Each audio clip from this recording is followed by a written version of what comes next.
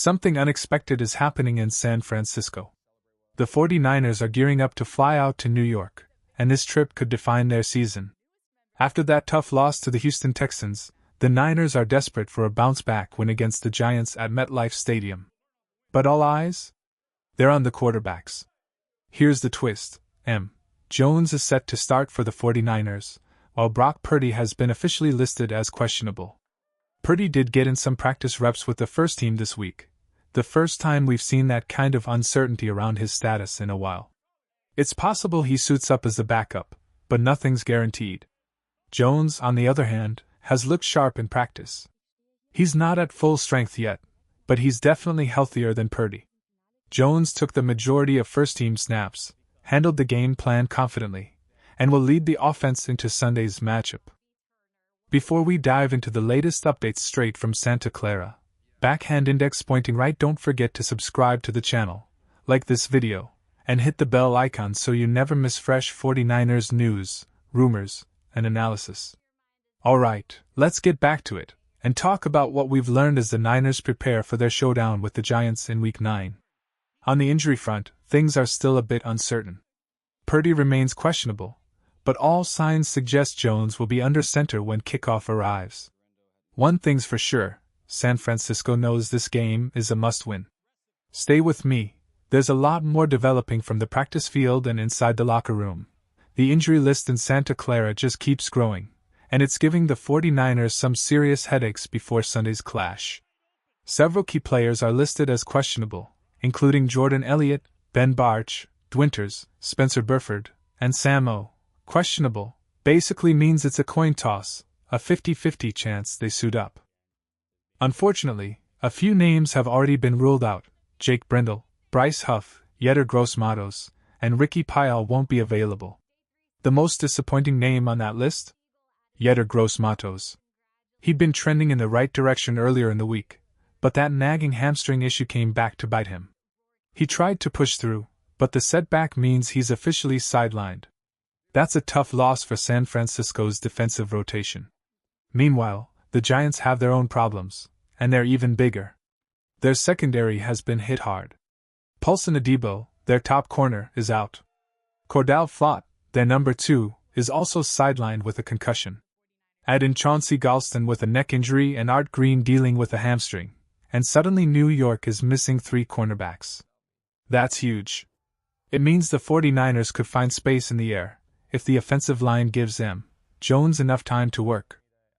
Tight end Daniel Bellinger and offensive tackle Jermaine Illuminor are both doubtful, while veteran safety Jevon Holland and corner Rico Payton remain questionable. The Giants are limping into this matchup, and that could tilt momentum toward the Niners. Back in Santa Clara, the 49ers made one more move this week. Offensive lineman Drew Moss was claimed off waivers by Tennessee, a small but tough loss for depth. And with the NFL trade deadline just 4 days away, there's already buzz that the Niners could explore reinforcements. One interesting name floating around, Cincinnati linebacker Logan Wilson, a hard-hitting, smart defender who could fit perfectly into San Francisco's system. The next few days are going to be very telling for this roster, so don't go anywhere. Stay with me, because things could get even more interesting before kickoff. Kyle Shanahan had some interesting thoughts this week as the 49ers continued preparations for the Giants.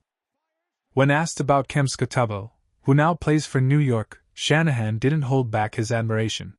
He said the Niners loved him coming out of the draft, and it's easy to see why. Scatabo's energy, vision, and physical running style made him a player San Francisco genuinely wanted. But the Giants grabbed him early in the 4th round, just before the 49ers could make a move. You can bet Shanahan hasn't forgotten that. Meanwhile, Clelin Ferrell could be back on the field soon. Shanahan confirmed that with the team's current roster numbers, anyone from the practice squad is a possibility to be elevated, and Ferrell's been turning heads during practice. If he's activated, he could provide much-needed help on the edge this Sunday. Another bright spot? Keion White. He joined the team midweek and immediately impressed the coaching staff. Shanahan praised how quickly White picked up the playbook and how sharp he looked during walkthroughs. The expectation is that he'll see real snaps against the Giants, a good sign for the defensive front. Now, here's something that really stands out. When you look at next-gen stats, the 49ers defense hasn't been elite against the pass lately. They rank 26th defending the intermediate routes, 24th against standard dropbacks with no play action, and 25th against deep throws. When they don't blitz, opponents have been finding space, ranking the Niners 26th in that category as well. Overall, their passing efficiency defense sits around 22nd in the league. That tells you one thing: expect the blitz. The Niners aren't going to let Giants quarterback Jackson Dart sit comfortably in the pocket.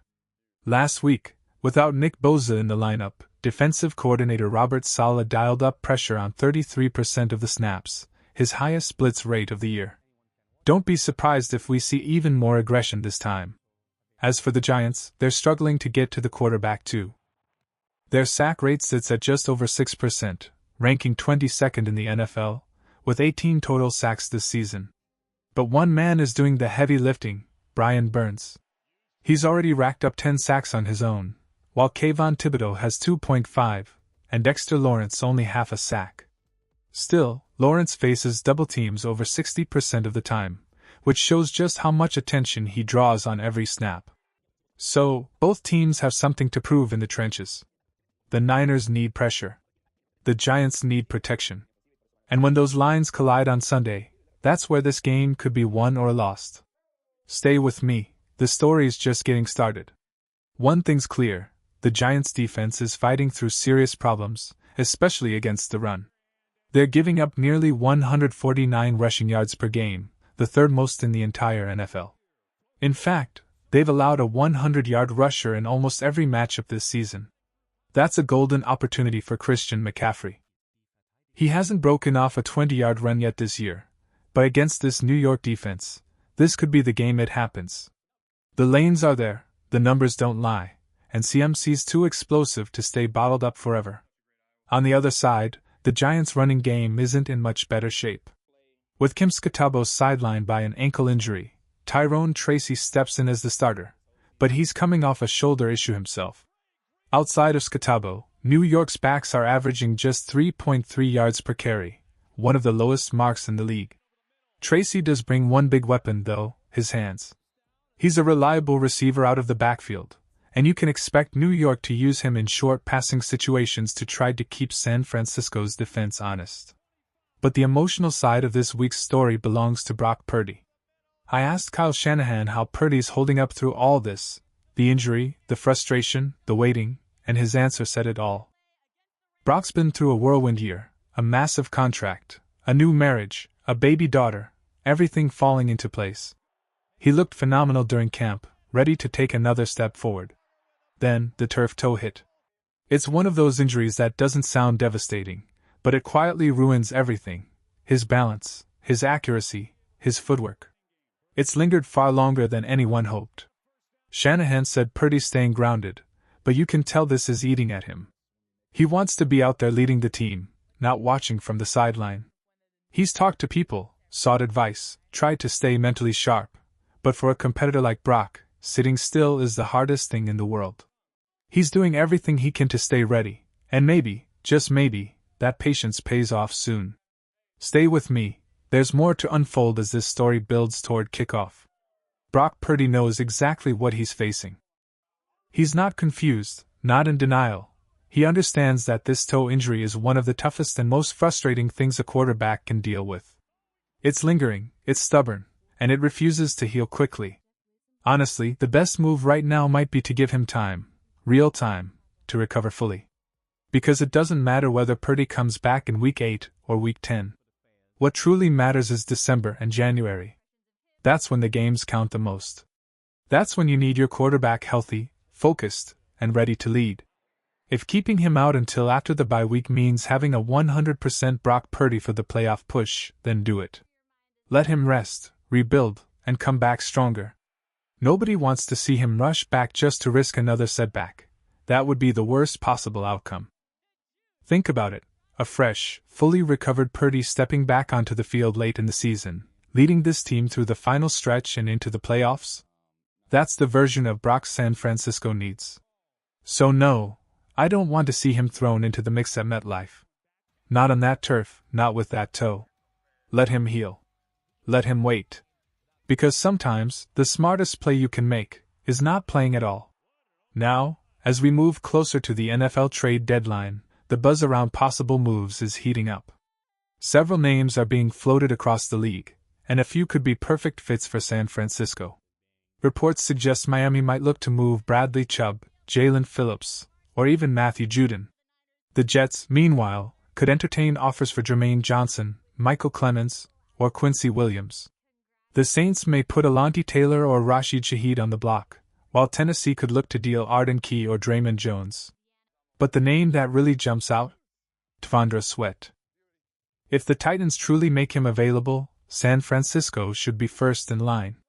A big, physical defensive tackle like Sweat could bring immediate strength up front and give this defense even more power heading into the second half of the season. So while Purdy heals, the front office might be getting aggressive, because this team still believes its story ends deep in the postseason. Stay with me, the next few days could change everything for the 49ers. The trade market is heating up, and things could get wild in the coming days. Across the league, a lot of names are starting to float around.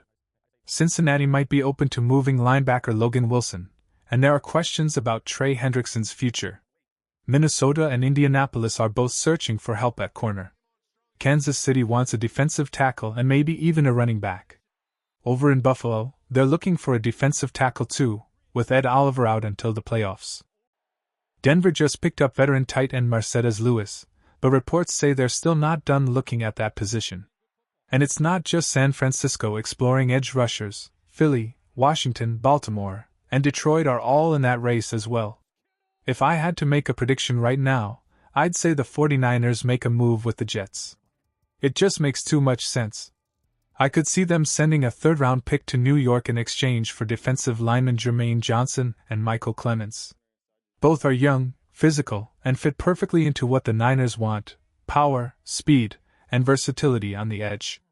Now, sure, giving up a third-rounder isn't easy. But if you're trying to make a Super Bowl run, sometimes you have to take that swing. The 49ers have a championship window, and they know it. A move like that could give their defense the spark it needs to dominate through December and into the playoffs. So, keep your eyes on that Jets 49ers connection.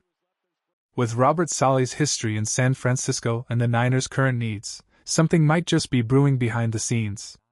Because in this league, the difference between good and great often comes down to one bold move, and the Niners might be getting ready to make theirs.